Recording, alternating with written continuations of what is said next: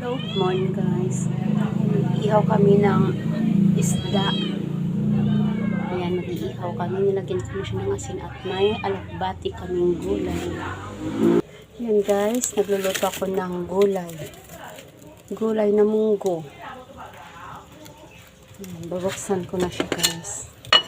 Ayan, nakulo na siya. Ayan, guys, gulay na munggo na may papaya. Nilagyan ko na rin siya ng hipon. Ayan. Masarap yung lasa.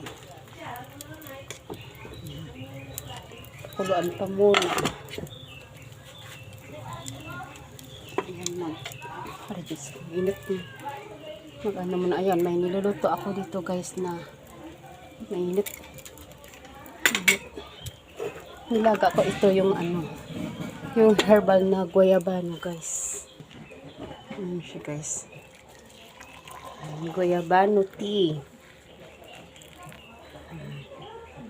Ayan siya guys. Haba akong nagluluto. Ayan. Iinom muna ako ng guayabano tea. Ito na guys ay ihahalo ko na yung alokbati. Ayan. Madali lang yan kasi yung dati. First na first ang aking gulay. Ayan. Ay, wow. Very nice. Sarap. Titikman na natin yung lasa. Ay. Sabaw lang. So yummy. Guys, luto na ang ating gulay.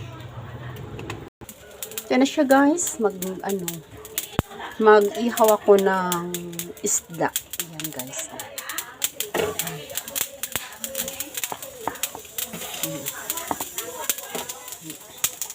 Ito yung tinatawag guys na tapahan. Ayan.